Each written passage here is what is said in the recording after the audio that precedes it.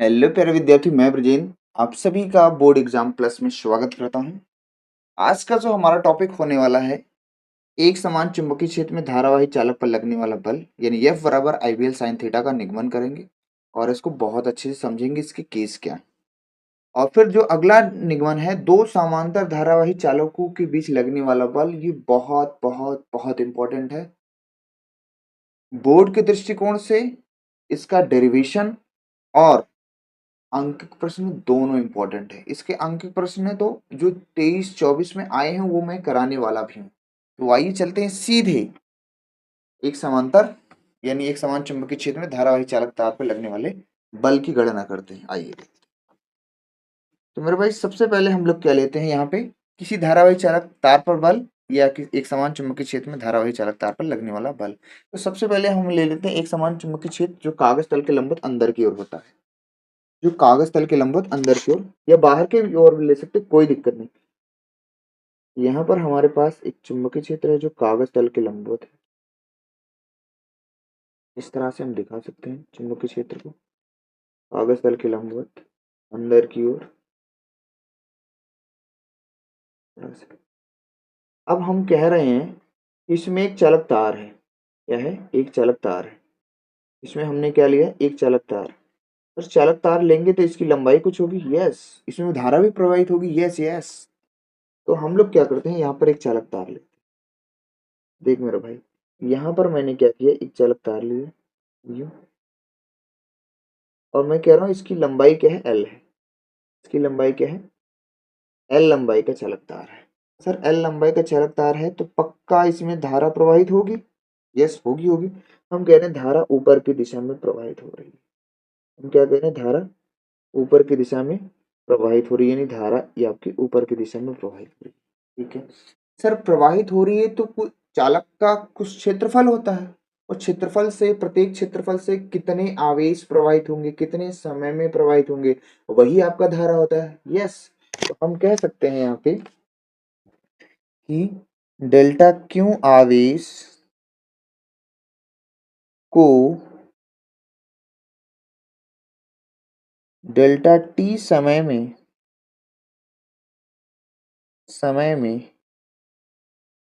प्रवाहित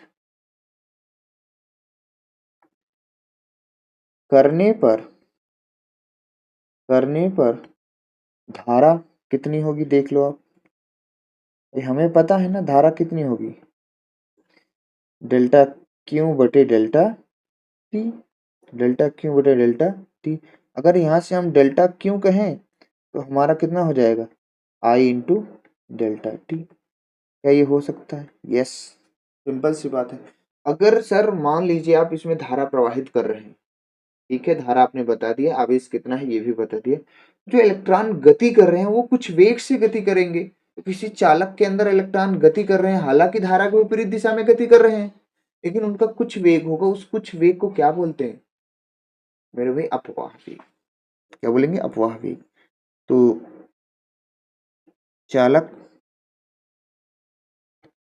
तार में चालक तार में अपवाह वेग, अपवाह वेग, चालक तार में क्या अपवाह, वी ले लेते हैं या वीडी ले लो, क्या होता है, दूरी बटे समय।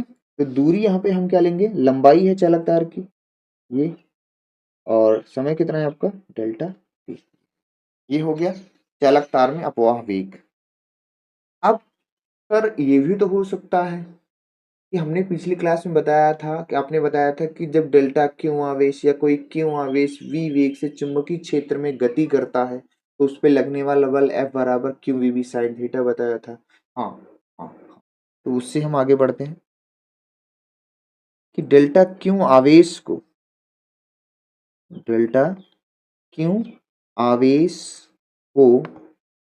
अपवाह वेग, कौन सा वेग है यहाँ पे, अपवाह वेग v से चुंबकीय क्षेत्र B में प्रवेश कराने पर कराने पर बल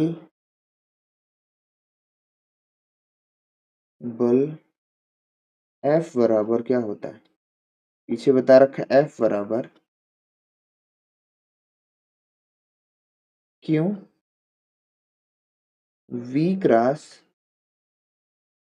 B, ये बता रखा है। अगर यहाँ पे आवेश डेल्टा क्यों ले रहे हैं तो यहाँ आवेश क्या ले लेते हैं, डेल्टा क्यों, कोई दिक्कत है ही नहीं भाई। डेल्टा क्यों ले लो या आवेश ले लो, कोई दिक्कत वाली बात नहीं है। ये अपना डेल्टा क्यों आवेश, क्या इसको मैंने बता रखा है? यस, इसको मैंने पीछे बता रखा है। यहाँ पे जो आवेश आपको प्रवाह हो रहा है वो डेल्टा क्यों है। ये आवेश प्रवाह की दर ही तो है ना। समय जो लग रहा है मेरे भाई कितना लग रहा है, वो डेल्टा टी। आवेश जो प्रवाहित हो रहा है वो डेल्टा क्यू। ठीक है, एक समान चुंबकीय क्षेत्र में। अब चूंकि भाई हमने वेग निकाल लिया है और आवेश का मान निकाल लिया है, यहाँ पे भर देते हैं। अगर हम यहाँ पे भरते हैं तो हमारे सामने क्या आता है कि डेल्टा क्यू बराबर हम ये लिख सकते हैं sir I into delta T. सही बात है। वेग बराबर निकाले यानी अपवाह वेग कितना है, एल अपान डेल्टा टी। ह्रास क्या है, ह्रास क्या है बी। अब यहां से देखो, यहां से डेल्टा टी से डेल्टा टी कट जाएगा, डेल्टा टी से डेल्टा टी कट गया तो आप सोचो जो हमारा फोर्स है धारावाही चालक तार में ये आ गया L cross B, L cross B. ये हमारा क्या आ गया, फोर्स आ गया। ये हमारा क्या आ गया, फोर्स आ गया। अब यहाँ पे ये क्या है, सदिश फॉर्म में है। किस फॉर्म में है, सदिश रूप में। अगर सदिश रूप में है तो सर पक्का इसकी दिशा होगी, सदिश रूप में है तो भाई बल की दिशा आप बताइए। पिछली क्लास में क्यूईबी तो दाएं हाथ के नियम से बता दिए, अब इसमें कैसे बताएंगे। तो इसमें हम क्या करेंगे, फ्लेमिंग के बाएं हाथ का उपयोग करते हैं। एक चीज और याद रखना आप, एल क्रॉस बी जो है ना, एफ जो है यहाँ पे एल के भी लंबवत होता है और एफ जो है आपका हमेशा बी के ही भी लंबवत होता है। मैंने बताया है आपको कि अगर दो राशियां क्रॉस के रूप में हैं, जो तीसरी राशि बल है वो दोनों के क्या होती हैं, लंबवत होती है। यानी बल जो है ये दोनों राशियां बल के क्या होती हैं, लंबवत होती हैं। ये बात याद रखना। सर सदिश रूप लिख दिया है आपने, ठीक है, सदिश रूप है तो इसकी दिशा बताइए। हाँ, दिशा आराम से बताई जा सकती है लेकिन फ्लेमिंग के बाएं हाथ का नियम उपयोग करेंगे। उससे पहले मैं आपको इसका थोड़ा सा इसको थोड़ा सा हटाता हूँ, थोड़ी सी और बात बता दूँ। अब आपको पता है कि इसको हम लिख सकते हैं एफ बराबर आई बी एल। तो देखो इसको हम लिख सकते हैं एल बी साइन थीटा लिख सकते हैं। सर कैसे, आपको बताया गया है पिछली क्लासों में कि ए क्रॉस बी बराबर ए बी साइन थीटा होता है, तो एल क्रॉस बी बराबर क्या होगा, एल बी साइन थीटा। तो हमारे पास जो फोर्स आ गया वो परिमाण के रूप में आ जाएगा, तो इसको हम एफ लिख सकते हैं। तो आई बी एल ऐसे लिख सकते हैं साइन थीटा। ये हमारा क्या है, फोर्स का क्या है, परिमाण आ गया। सर दिशा बताइए बस, ठीक है दिशा भी बता रहे हैं, देखिए दिशा के लिए यहाँ पे ध्यान से देखिए आप। दिशा के लिए हम आपको एक रूल बताएंगे, क्या बताएंगे, एक रूल। सर रूल क्या है, फ्लेमिंग के बाएं हाथ का नियम। फ्लेमिंग नाम के वैज्ञानिक हैं, फ्लेमिंग के बाएं हाथ का नियम। फ्लेमिंग के बाएं हाथ का नियम क्या है, इससे बहुत आसानी से बताया जा सकता है। ठीक है, देखो क्या है इसमें, क्या है जो पहली अंगुली होगी आपकी, पहली अंगुली अंगुली चुंबकीय क्षेत्र की दिशा को बताएगी, किसकी, चुंबकीय क्षेत्र यानी बी की दिशा को। और जो बीच वाली उंगली है, बीच वाली अंगुली वो आपकी बताएगी धारा की दिशा। क्या बताएगी, धारा की दिशा। ठीक है, और जो आपका अंगूठा होगा, तीन ही लोग का काम है, अंगूठा, अंगूठा आपको बल की दिशा को बताएगी, किसके, बल की दिशा को बताता है, प्रदर्शित करेगा। समझिए, इसको तो मैंने शॉर्ट में लिख दिया, आप ऐसा लिख सकते हैं। देखिए पूरा सुन लीजिए, इस तरह भी आप लिख सकते हैं कि फ्लेमिंग के बाएं हाथ का नियम क्या है कि यदि हम अपने बाएं हाथ के अंगूठे और पास वाली अंगुलियों को इस प्रकार फैलाएं कि तीनों एक दूसरे के क्या हो, लंबवत हो, जिसमें पहली उंगली चुंबकीय क्षेत्र की दिशा को प्रदर्शित करेगी, दूसरी उंगली यानी बीच वाली उंगली धारा की दिशा को, और जो अंगूठा है वो चालक के बल की दिशा को ये क्या करेगा, प्रदर्शित करे। ठीक है, बल की दिशा को क्या करेगा, प्रदर्शित करेगा। सिंपल सा आप लिख सकते हैं। तो यहां से हम क्या करेंगे, ये जो चालक तार है, धारा ऊपर प्रवाहित हो रही है चालक तार में। देखिए चालक तार में क्या है, धारा ऊपर प्रवाहित हो रही है। चालक तार में क्या है, धारा ऊपर प्रवाहित हो रही है, तो बल की दिशा किधर होगी, हमें बताना है बल की दिशा। तो देखो एक चीज ध्यान देना, ये जो क्रॉस है ना, क्रॉस का मतलब क्या है कि चुंबकीय जो क्षेत्र है, चुंबकीय क्षेत्र कैसा है, अंदर की ओर। कैसा है, अंदर की ओर है। कागज तल के अंदर की ओर कहो या बोर्ड के अंदर की ओर। क्रॉस का मतलब का अंदर की ओर, डॉट का मतलब बाहर की ओर। तो चुंबकीय क्षेत्र आपका अंदर की ओर है। तो आप ध्यान से देखो, अपने बाएं हाथ के अंगूठे को, सॉरी बाएं हाथ की पहली उंगली को कागज तल के लंबवत अंदर की ओर करो, और जो बीच वाली उंगली है वो धारा की दिशा में, यानी धारा की दिशा में ऊपर, धारा की दिशा में क्या हो जाएगी, ऊपर हो जाएगी।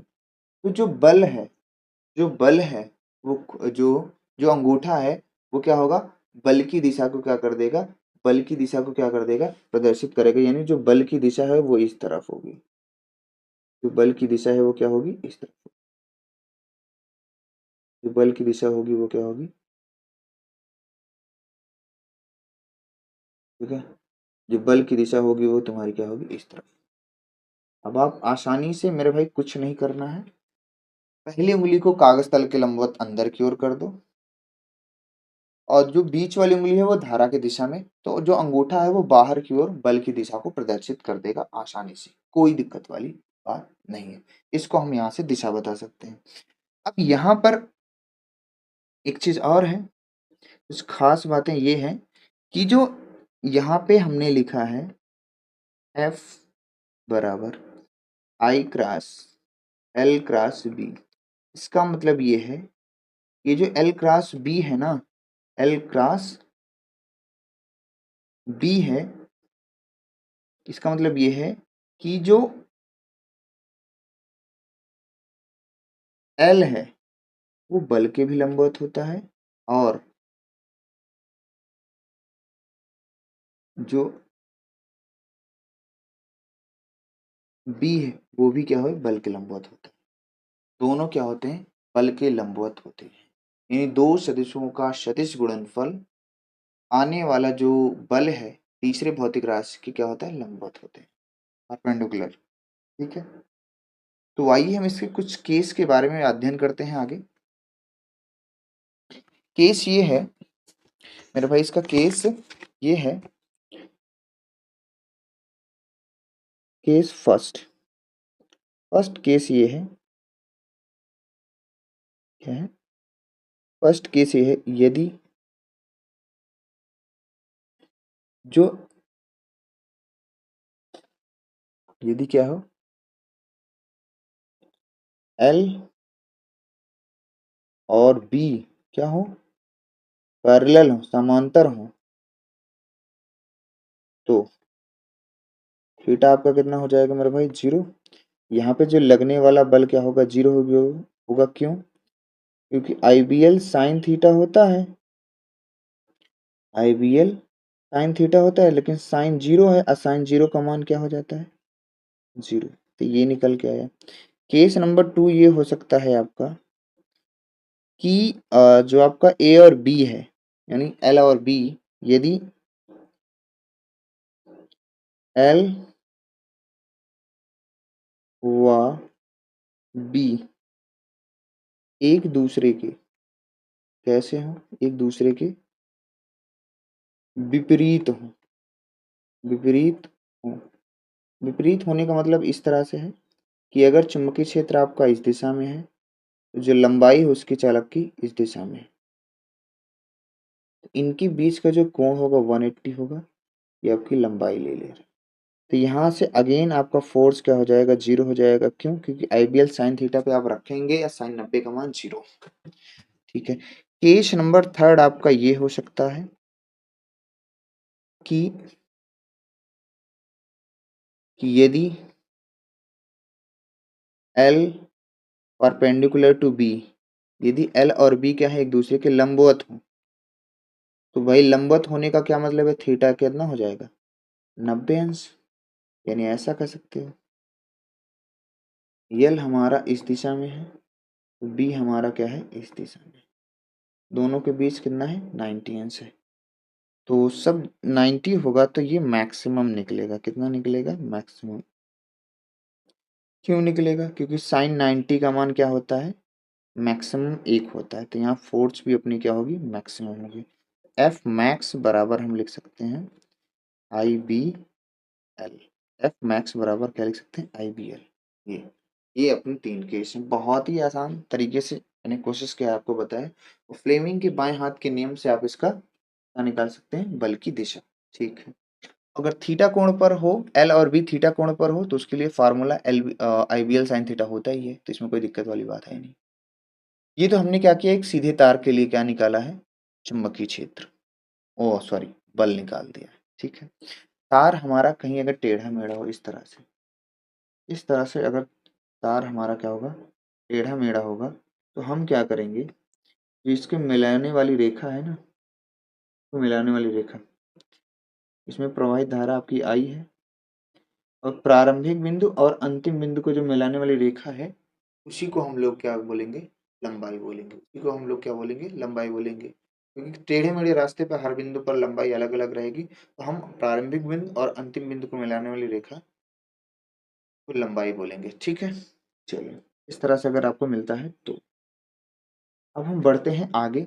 इसके केस सवाल के लिए इसमें मत जाना, सवाल बहुत बहुत आसान आते, क्या ही पूछेगा सोचो। एल बी साइन थीटा में कभी परपेंडिकुलर बोलेगा, कभी पैरेलल बोलेगा, कभी अपोजिट साइड मतलब विपरीत दिशा में, समांतर, लंबवत ऐसा बोलेगा। तो बस थीटा अपना तो पता ही है क्या रखना है। एल बी आई में किसी का मान तो देगा, कोई एक पूछेगा तो आराम से अपन सवाल लगा लेंगे, सवालों के लिए कोई दिक्कत नहीं। ठीक है। हम बढ़ेंगे अपने अगले टॉपिक पे, जो सबसे इंपॉर्टेंट टॉपिक है आज का। देखिए, ये है वेरी इंपॉर्टेंट मेरे भाई, आपको लगाना है वेरी वेरी इंपॉर्टेंट। ये बोर्ड में निगमन के दृष्टिकोण से बहुत इंपॉर्टेंट है, सवाल के दृष्टिकोण से भी बहुत इंपॉर्टेंट है मेरे भाई। इसको सबको तैयार होना चाहिए। मैं इसको बहुत अच्छे से बताने वाला हूँ आपको। आप ध्यान से देखें, मेरे पास क्या है, देखें, ये एक चालक तार है, ये, और एक चालक तार ये है। ध्यान से देखिएगा। ठीक।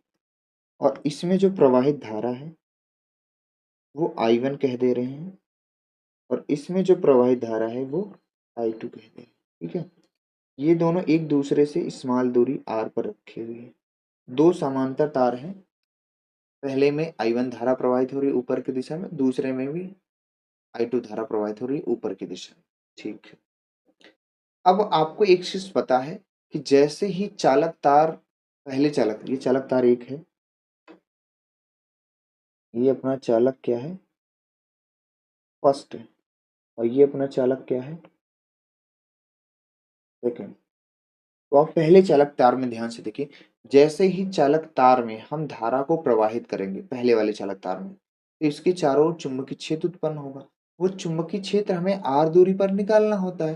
तो हम, आप देखिए, आर हमारा इस दिशा में है, तो वो कितना चुंबकीय क्षेत्र निकलेगा, किस दिशा में निकलेगा, हम उसको पहले निकालते हैं। देखिए आप यहाँ पे, तो पहले चालक तार, जैसे ही पहले चालक तार में हम धारा को प्रवाहित करेंगे, तो इसके चारों ओर चुंबकीय क्षेत्र उत्पन्न होगा।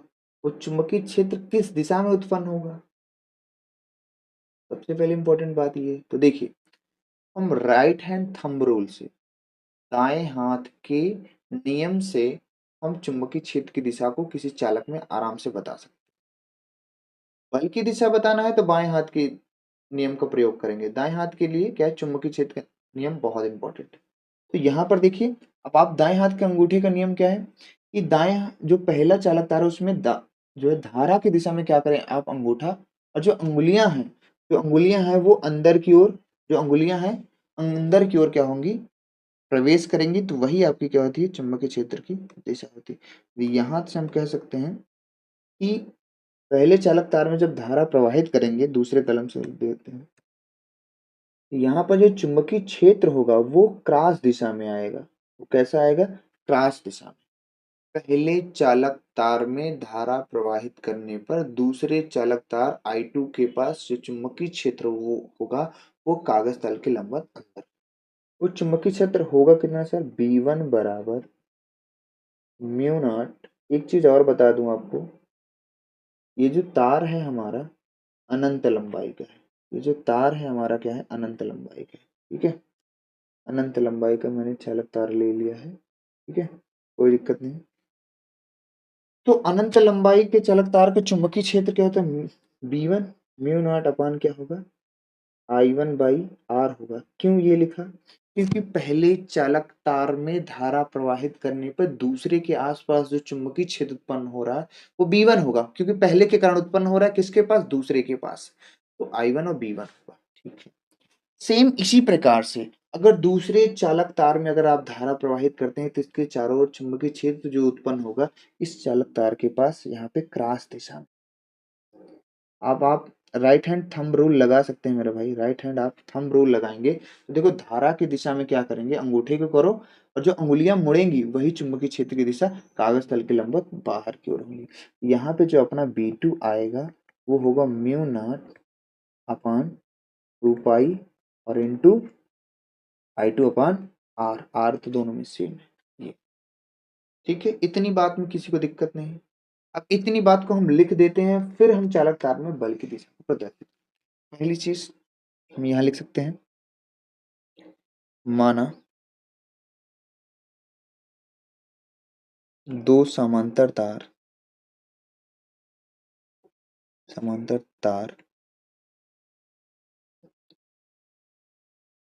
माना दो समांतर तारों में प्रवाहित धारा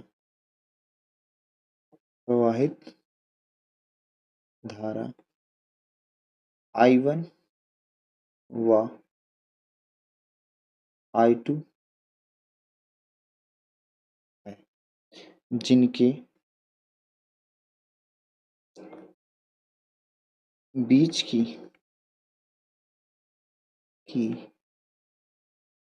दूरी क्या मैंने लिया है, R है। बस इतना आप चित्र के बारे में थोड़ा सा लिखते हैं। ठीक है, अब देखो पॉइंट वाइज समझना बहुत ध्यान से। मैंने क्या किया, पहले चालक तार में धारा प्रवाहित किया, तो पहले चालक तार में जैसे ही धारा प्रवाहित कर रहा हूं तो दूसरे चालक तार के पास चुंबकीय क्षेत्र उत्पन्न हो रहा है वो B1 है। ठीक है, वो क्रॉस दिशा में यानी अंदर की ओर। हम लिख सकते हैं धारा I1 की वजह से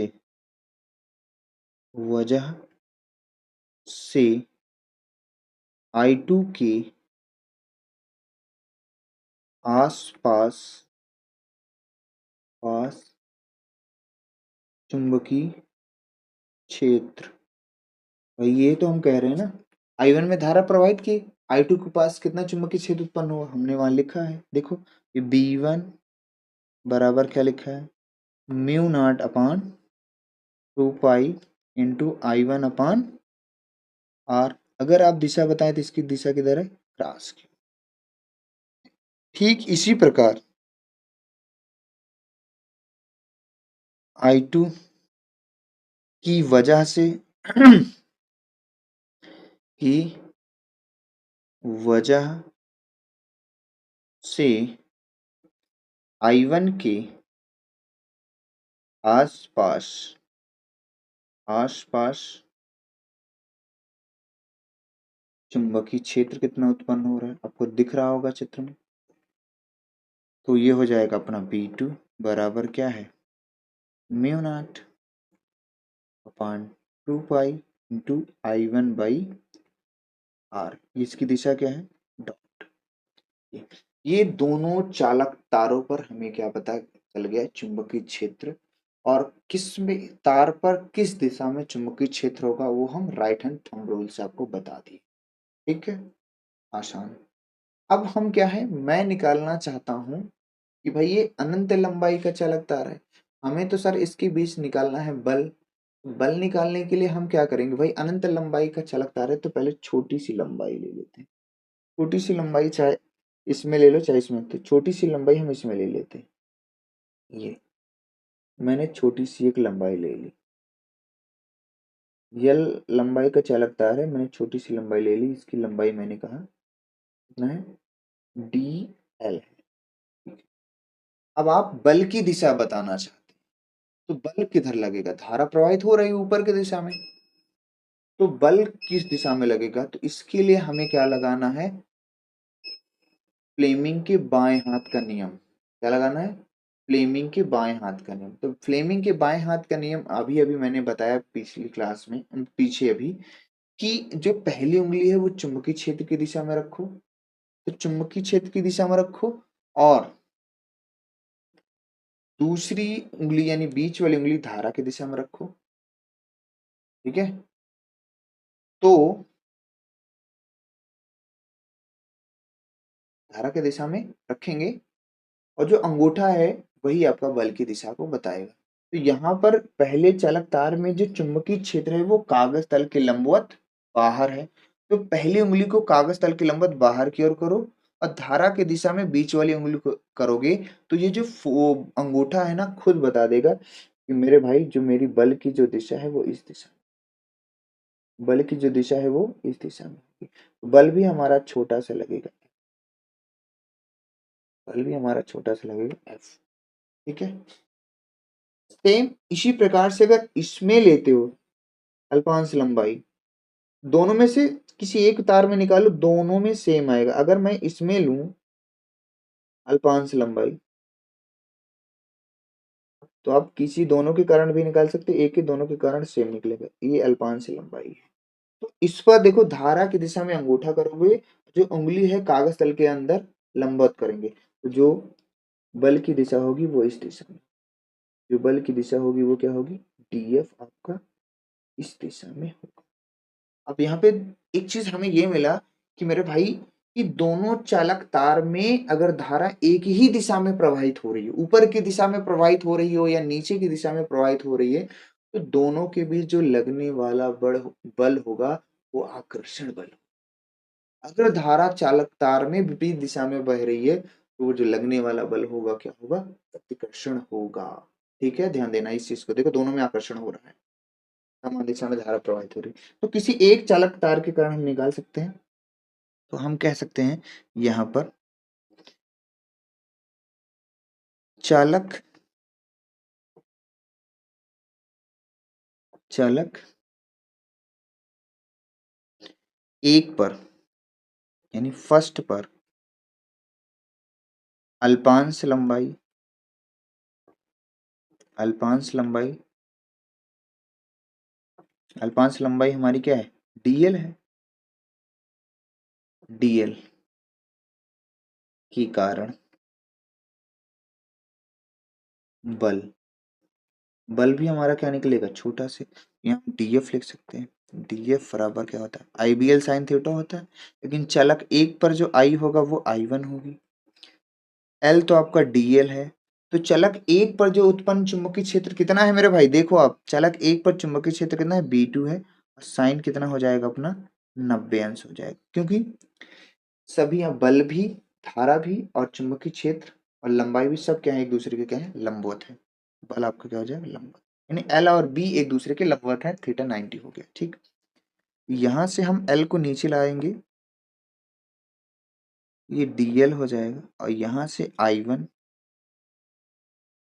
चुंबकीय क्षेत्र बी टू का मान देखो यहाँ निकाला है, रख दो, mu naught upon 2 pi into I one I two upon, इस मान को हम रख सकते हैं, यहाँ से डी एफ अपान क्या हो जाएगा, डी एल, तो ये म्यू नॉट अपान 2 पाई आया है जो, इसको हम आई वन आई टू बटे आर लिख सकते हैं, बटे क्या लिख सकते हैं, यही हमारा क्या है, यही हमारा क्या है, फार्मूला है। यही हमारा क्या है, फार्मूला। यही हमारा क्या है, फार्मूला। आज का ये हमारा क्या है, फार्मूला है मेरे भाई। जैसे मैंने निकाला है चालक 1 पर अल्पांश लंबाई dl के कारण बल, वैसे आप सेम टू सेम निकाल सकते हैं चालक 2 पर अल्पांश लंबाई डीएल के कारण बल। सेम टू सेम मेरे भाई यही आएगा। तो निगमन में किसी एक के बारे में बता के आगे बढ़ जाना, दोनों को नहीं दिखाना। ठीक है। अब दूसरे का भी दिखाओगे तो सोच के देखो, जब दूसरे चालक पर अल्पांश लंबाई के कारण बल लगेगा, यहाँ पर क्या हो जाएगा, आई वन के स्थान पे आई टू हो जाएगा, और बी वन के स्थान बी टू के स्थान पे बी वन हो जाएगा। फिर से चुंबकीय क्षेत्र रखोगे, यही आएगा। आराम से आप कर सकते हैं। जब भी निगमन आए आपको सफिशियंट इतना ही करना है। इसके बारे में हम और खास बातें करते हैं। देखो यहाँ पे जो df अपान dl है, इसको हम लोग ऐसे भी लिख सकते हैं, कोई दिक्कत नहीं है। छोटी सी लंबाई के लिए, पूरी लंबाई के लिए अगर बात किया जाए तो इसको ऐसे भी लिखा जा सकता है, f upon l mu naught upon 2 pi into I one into I two by R. ये अपना हो गया। ठीक है। ये ये इस तरह भी लिख सकते हैं। लेकिन यहाँ पर एक चीज ध्यान देना, ये जो लगने वाला बल है ना, प्रति एकांक लंबाई में, प्रति एकांक लंबाई को क्या कर दिया जाए, 1 मीटर ले लीजिए। प्रति एकांक लंबाई पर लगने वाला ये बल है। प्रति एकांक लंबाई पर लगने वाला क्या है, अपना ये बल है। तो निगमन के लिए मेरे भाई इतना ही लिखना है। यहाँ पर इसका मात्रक न्यूटन होता है, सबको पता है। निगमन के लिए आप सफिशियंट इतना ही करेंगे। अब इसमें मेन बात ये आती है कि दो चालक तार समान दिशा में या विपरीत दिशा में धारा उसमें प्रवाहित हो रही है, दोनों एक दूसरे से आर दूरी पर रखे हैं, तो इसकी हेल्प से 1 एम्पियर की डेफिनेशन बताई जाए। 1 एम्पियर की डेफिनेशन बताई जाए। तो आइए हम अगले पेज पर 1 एम्पियर की डेफिनेशन समझते हैं, क्योंकि जब ये बोर्ड एग्जाम में आएगा तो उसमें सबसे पहले कहेगा 1 एम्पियर को परिभाषित करते हुए दो समांतर धारावाही चालक तारों के बीच लगने वाले बल की गणना कीजिए, या व्यंजक प्राप्त कीजिए, या स्थापित कीजिए। यही क्वेश्चन आएगा। ठीक है। तो आइए हम बढ़ते हैं, आपको 1 एम्पियर की डेफिनेशन पहले बता। सबसे पहले हमारे पास है 1 एम्पियर।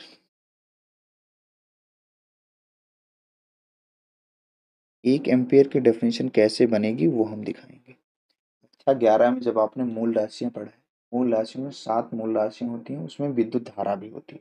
तो विद्युत धारा की वहां पे जो डेफिनेशन होती है, वही डेफिनेशन यहाँ से बनाई गई। ठीक है। तो आइए देखते हैं। यदि हम मान लेते हैं, यदि हमारे पास क्या है, यदि प्रवाहित धारा, चालक तार में प्रवाहित जो धारा, यदि प्रवाहित धारा हमारी क्या है, I1 बराबर I2 बराबर क्या हो, 1 एम्पियर। कितनी हो, 1 एम्पियर। तथा दोनों तारों के बीच की जो दूरी है वो क्या हो, 1 मीटर। 1 मीटर, 1 मीटर हो, तो तो देखो, F बराबर अभी अभी हम लोगों ने पढ़ा, F/L mu naught upon 2 pi into I1 I2/R, ये पढ़ा। यहाँ से अगर सारा डाटा हम लिखते हैं, म्यू नॉट अपान 2 पाई, ओ रख दो, मान रखते चलो। ठीक है। तो म्यू नॉट अपान 2 पाई का मान होता है 2 × 10⁻⁷ कैसे, म्यू नॉट का मान 4 पाई × 10⁻⁷ रखोगे, फिर यहाँ से कट जाएगा। I1 का मान 1, I2 का भी मान 1, और R का भी मान 1। और ये जो F अपान L आ रहा है ना, वो प्रति एकांक लंबाई है। तो F बाई जो अपना L आ रहा है वो 2 × 10⁻⁷ प्रति मीटर, प्रति न्यूटन, ओ सॉरी, न्यूटन प्रति मीटर है। क्या है, न्यूटन प्रति मीटर। इतने इतने बल से क्या करेगी, एक दूसरे को तो अगर हम कहें, हमारे पास क्या है कि अगर 1 एम्पीयर की धारा, 1 एम्पीयर वह विद्युत धारा है जो 2 समांतर तारों में, है ना, परस्पर तार एक दूसरे से 1 मीटर की दूरी पर रखे हों, वायु और निर्वात में रखे हों, ठीक है, तो उनके क्षेत्रफल से, तार के क्षेत्रफल से गुजरने वाली जो धारा है वो प्रति मीटर 2 × 10⁻⁷ न्यूटन के बल से या तो दोनों को प्रतिकर्षित करती है या तो दोनों को क्या करेगी, आकर्षित करेगी। ठीक है, अगर धारा समान दिशा में है तो प्रतिकर्षण होगा, अगर धारा असमान दिशा में है तो क्या होता है, आकर्षण होता है। ये बात आपको बहुत अच्छे से पता है। ठीक है, तो हम यहाँ लिख सकते हैं,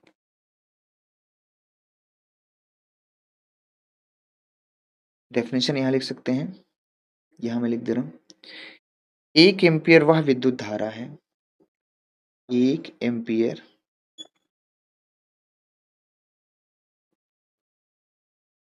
वह विद्युत धारा, 1 एम्पियर वह विद्युत धारा है जो जो 2 लंबे व समांतर, लंबे व समांतर, लंबे व समांतर तार, जो 2 लंबे व समांतर तार एक दूसरे से, एक दूसरे से 1 मीटर की की 1 मीटर की दूरी पर स्थित हो, स्थित हो तो, स्थित हो तो चालक में बहने वाली धारा, चालक में बहने वाली धारा वाली धारा, चालक में बहने वाली धारा प्रति मीटर, प्रति मीटर, प्रति मीटर 2 × 10⁻⁷ न्यूटन के, 2 × 10⁻⁷ न्यूटन के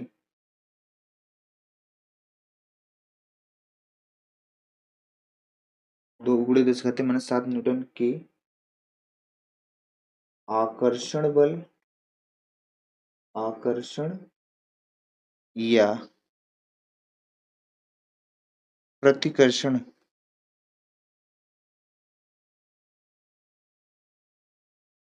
आकर्षित या प्रतिकर्षित करती है। 2 × 10⁻⁷ न्यूटन के आकर्षण या प्रतिकर्षण, आकर्षित या प्रतिकर्षित करती है, ऐसे लिखो ज्यादा सही है। ठीक है, तो 2 × 10⁻⁷ न्यूटन के बल से आकर्षित, आकर्षित या प्रतिकर्षित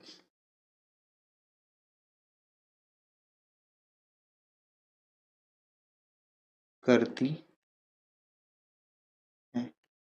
प्रतिकर्षित करती है। तो सिंपल सा है, इसको एज इट इज लिखो, कोई जरूरी नहीं है, आपको सिर्फ लिखना है इतना कि 1 एम्पियर वह विद्युत धारा है जो 2 समांतर चालक तारों के बीच की दूरी 1 मीटर पर स्थित हो, तो उसमें चालक तार में जो बहने वाली धारा है या तो वो 2 × 10⁻⁷ न्यूटन से किसी दोनों तार को प्रतिकर्षित करेगी या तो क्या करेगी, आकर्षित करेगी।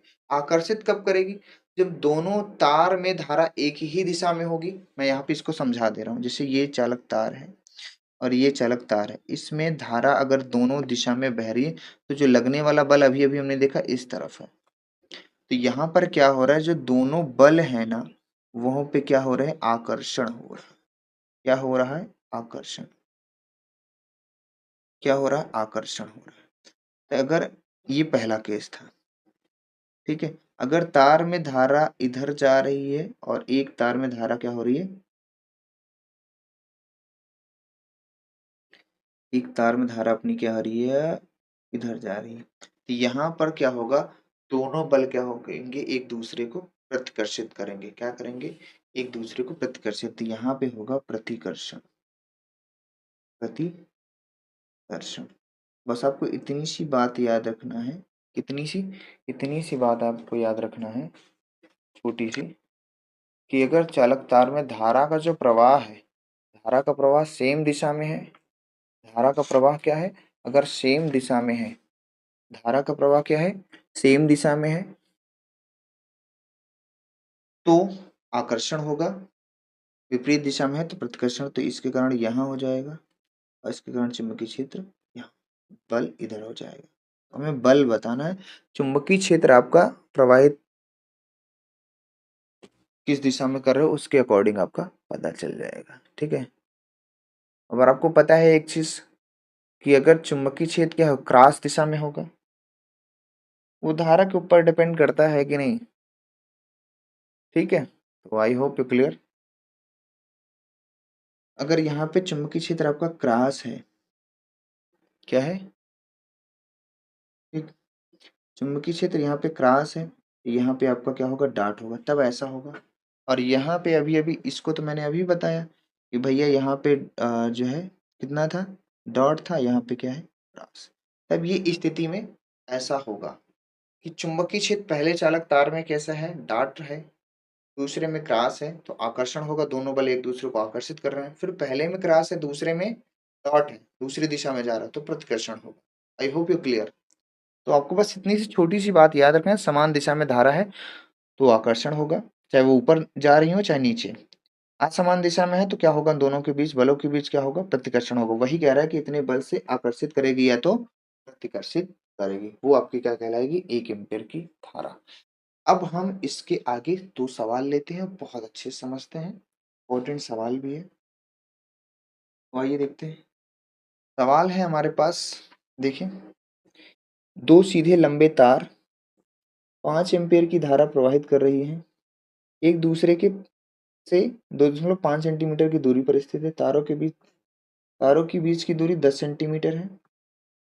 लंबाई पर लगने वाला बल, 10 सेंटीमीटर लंबाई पर लगने वाला बल। तो भाई मेरे भाई देखो, मैं अगर इसको आपको बढ़िया से समझाऊं, मेरे पास क्या एक चालक तार है, आप ध्यान से देखो, एक चालक तार है और एक चालक तार ये है, ठीक है। सोल्यूशन इसका मैं अलग से करता हूँ, देखिए, तो इसमें कह रहा है कि प्रत्येक तार में, यहाँ क्या ना, प्रत्येक तार में इसमें 5 एम्पीयर की धारा प्रवाहित हो रही है और इसमें भी क्या है, 5 एम्पीयर की धारा प्रवाहित हमने मान लिया।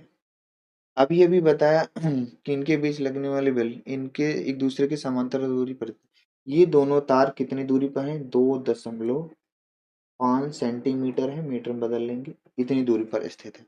तो बल तो अभी अभी बताया मैंने ना, इस तरफ एक बल लगेगा, दोनों एक ही दिशा में, और ये बल आपका इस तरफ लेंगे, यहाँ पे क्रॉस होगा तो यहाँ पे क्या होगा, डॉट होगा। चुंबकीय क्षेत्र अभी अभी बताया, सिखाया, हमें तो बल निकालना है। और जो लंबाई है चालक तार की वो एल, इन चालक तार की लंबाई पूरे की कितनी है, एल, तो एल जो है हमारी 10 सेंटीमीटर है, मीटर में बदल 10⁻²। आर जो है हमारा वो 2.5 सेंटीमीटर, मीटर में बदलेंगे 10⁻² मीटर कर देंगे। धारा हमारी दोनों में I1 बराबर I2 जो है वो हमारी क्या है, सेम है, 5 एम्पियर, ठीक है। हमें इनके बीच एफ निकालना है, तो बहुत आसान है भाई, क्या है, बहुत आसान है। एफ बराबर हम लगा सकते हैं μ0/2 पाई I1 I2 बटे आर, इंटू क्या लिख देंगे, एल को यहाँ लिख दिए, कोई दिक्कत नहीं है, सारा मान रख दो भाई। इसका जो मान है भाई भाई 2 × 10⁻⁷ कितने हैं, I1 का मान 5 × 5 हो जाएगा, एल का मान कितना है, 2.5 × 10⁻⁷ -2 बटे आर का मान कितना है 10 गुणे 10 की घाते -2। ये से ये कट जाएगा। ठीक है ठीक है ठीक है ठीक है। यहाँ 5 दूना 10 होगा। अब 5 से 5 कट जाएगा। कैसे भी काटो 5 दूना तो दूर से दूर कट जाएगा। ठीक है कोई दिक्कत? कोई दिक्कत नहीं। तो यहाँ एफ आ गया। कितना बचा है वो लिख देते हैं एक बार। 5 गुणे 2.5 गुणे 10 के घाते कितना बचा है? गुणे 10 के घाते कितना बचा है भाई? 7 गुणे 10 के घाते क्या बचा है? 7 बचा है। गुणे 10 के घाते क्या बचा है? 7। यह लिख देते हैं कोई दिक्कत ही नहीं है। 10 घाते 7। ये हो गया। ठीक है ये हो गया कि नहीं हुआ? बोलो बोलो बोलो बोलो बोलो। हो गया रे बाबा हो गया रे हो गया हो गया रे हो गया। ठीक है चलिए एक चीज मैंने गलत रख दी मेरे भाई। कैलकुलेशन में एक चीज गलत लिख दी मैंने। एल का मान ऊपर नीचे कर दे। ध्यान से देखो थोड़ा सा आप देख लो मेरे भाई। थोड़ा सा कैलकुलेशन फिर से देख लो। यहाँ पे मैंने डाटा गलत रख दिया। तो म्यू नॉट 2 पाई का मान 2 गुणे 10 घाते -7। I1 का मान 5 गुणे 5 है। एल का मान गलत रख दिया था। एल का मान 10 गुणे 10 घाते -2 और आर का मान कितना है 2.5 गुणे 10 के घाते -2। तो माइनस ये से ये कट गया। ठीक है 5 बचे 25 से ये कट गया लेकिन 0.1 बचेगा। 0.1 बचेगा। यहाँ पर f बराबर हम लिख सकते हैं 2 गुणे 10 के घाते -7 है और एक 10 बचा है और ये पॉइंट 10 ऊपर जाएगा तो 100 हो जाएगा। यहाँ पे f बराबर हम लिख सकते हैं 2 गुणे 10 के घाते -5 न्यूटन। -5 क्या हो जाएगा? न्यूटन हो जाएगा। ठीक है ये तुम्हारा आंसर हो गया। ये तुम्हारा आंसर। वहाँ पे मैंने मान थोड़ा सा अलग रख दिया था। ठीक है आप चेक कर सकते हो। ये सवाल सिंपल थे। अब एक सवाल जो ले रहे हैं बहुत इंपॉर्टेंट है। यूपी बोर्ड में सवाल आई हुई है। देखिए अगली सवाल ये बहुत इंपॉर्टेंट सवाल है भाई। यूपी बोर्ड 2024 की सवाल है। यूपी बोर्ड 2024 की पढ़िए ध्यान से। का चित्रानुसार दो लंबे समांतर तार ए व बी क्रमशः 10 एम्पीयर और 20 एम्पीयर की धारा प्रवाहित हो रही है। ए और बी में 10 एम्पीयर 20 एम्पीयर की धारा प्रवाहित की जाती है। इन तारों के बीच की दूरी इन तारों की लंबाई 150 है। आई थिंक 150 है। इन तारों की लंबाई एक मिनट हम चेक कर लेते हैं 150 है क्या है। इन तारों की जो लंबाई है ठीक है 15 सेंटीमीटर है। ठीक 15 सेंटीमीटर लंबाई जिसमें सी तार सी में 5 एम्पीयर की धारा प्रवाहित की जाए तब तार सी पर कितना लगेगा बल। देखो भाई पहले चालक तार में 10 एम्पीयर की धारा दूसरे वाले में 20 एम्पीयर की। इसके ठीक बीचों बीच क्या है 20 सेंटीमीटर दूरी पे ए और बी के बीच की दूरी कितनी है 20 सेंटीमीटर है। और जो चालक तार सी रखा गया है उसमें 5 एम्पीयर की धारा प्रवाहित की जा रही है और इसकी लंबाई कितनी है 15 सेंटीमीटर। ठीक है सबसे पहले अपन डाटा लिखते हैं भाई ये 20 सेंटीमीटर है तो ये क्या होगी ऑब्वियसली 10 सेंटीमीटर। ये भी 10 सेंटीमीटर होगी सर। यस कोई दिक्कत नहीं दोनों ठीक बीचों बीच रखे गए। तो बस हमने तो फार्मूला लगाना है मेरे भाई। कोई दिक्कत है ही नहीं। कोई दिक्कत वाली बात नहीं। डाटा आप लिखना चाहो तो पहले चालक तार में जो धारा है वो उसको हम आई ए लिख दे रहे हैं। दूसरे में जो सी है और तीसरे में क्या है बी है। इस तरह से आपको दिक्कत नहीं होगी। तो वहां तो दिख रहा है चित्र में पर यहाँ भी मैं लिख दे रहा हूँ। इसमें है 10 एम्पियर इसमें है 5 एम्पियर इसमें है 20 एम्पियर। ठीक है कोई दिक्कत नहीं। कोई दिक्कत है ही नहीं। कोई दिक्कत नहीं कोई दिक्कत नहीं। ठीक ठीक ठीक ठीक। तो हमें क्या करना है ए के कारण सी पर ही बल पूछ रहा है तो हम क्या करेंगे ए के द्वारा ए तार ए के द्वारा लिख सकते ए के द्वारा सी पर बल निकालेंगे। तो बस आपको ये दोनों देखना है बस। एल जो अपना दिया है वो एल कितना है अपना एल अपना दिया है वो 15 सेंटीमीटर है, मीटर में बदल देंगे ये, इससे घबराना नहीं है। तो तार ए के द्वारा सी पर बल, तो सी पर जो बल लगेगा वो इस दिशा में लगेगा, सी पे जो बल लगेगा वो इस दिशा में लगेगा, ठीक है। तो जो बल होगा वो एफ बराबर हो जाएगा, एफ बराबर एफ ए लिख सकते हो। एफ जो पहला बल है, पहला तार है, वो सी पर कितना लगा रहा है बल, और जो बी है वो कितना बल लगा रहा है, दोनों बल निकाल के हमें घटा देना है। तो देखो यहाँ से म्यू नॉट अपॉन 2 पाई ये होता ही है, I1 I2, I1 को ए लेंगे और I2 को क्या लेंगे, सी लेंगे, बटे आर इंटू की लंबाई क्या होती है एल, सब मान रख दो। इसका होगा 2 × 10⁻⁷, आई ए का मान 10 एम्पियर, आई सी का मान 5 एम्पियर, लंबाई कितनी है 15 × 10⁻⁻2, बटे दूरी कितनी है, दूरी कितने है ए और सी के बीच की दूरी, ए और सी के बीच की दूरी जो आर है वो हमारी 10 सेंटीमीटर, मीटर में बदल देंगे, ये है। यहाँ पे 10 × 10⁻⁻, कितना हो जाएगा माइनस, यहाँ पे कुछ चीजें हैं जो काट देता हूँ, इसे ये से ये कट गया, ठीक है। और 5 दूना 10 और 2 से 2 ये कट गया, क्या बचा 1, ये बचेगा एफ ए जो हमारा है वो कितना आ रहा है 150 हो जाएगा, गुणे 10 के घाते कितना हो जाएगा और 7।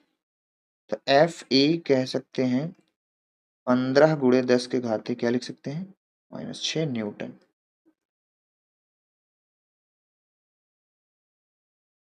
ये तार ए ने सी पर बल लगाया है, सेम इसी तरह से तार बी भी सी पर बल लगाएगा।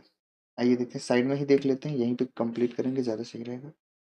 तो हम सीधे सीधे कह सकते हैं बी के द्वारा, बी के द्वारा सी पर बल निकाल लेते हैं, सेम वही चीज है, कोई दिक्कत नहीं है। सी पर बल एफ बराबर फार्मूला एफ वी हो जाएगा, एफ वी कितना सी पे लगा रहा है mu naught upon 2 pi into I B I C हो जाएगा, क्योंकि इस बार आई बी लगा रहा है, मतलब दूसरा चालक तार, मतलब बी वाला। आर इंटू अपना एल वही रहे, एल और जो है आर चेंज ही नहीं हो रहा है। 2 × 10 के घाते कितना होगा -7।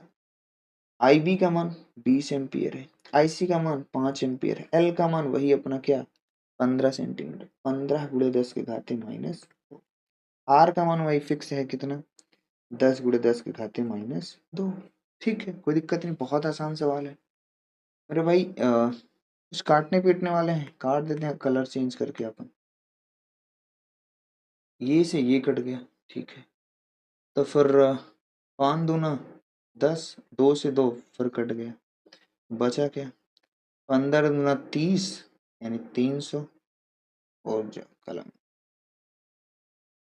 कलम चेंज करते हैं, तो जो बचा हमारे पास क्या बच रहा है देखो अब, 15 दूना 30 यानी 300, गुणे 10 के घाते कितना -7, तो इसको हम लिख सकते हैं 30 × 10 के घाते -6 न्यूटन। ये क्या आ गया एफ बी आ गया, ये क्या आ गया अपना एफ बी, ये अपना क्या आ गया एफ बी आ गया। अब भाई पहला चालक तार जो ए है वो सी पर कितना बल लगाया 15 × 10 के घाते -6 न्यूटन का, और जो बी वाला तार है वो सी पर कितना बल लगा रहा है 15 गुणे 30 × 10 घाते -6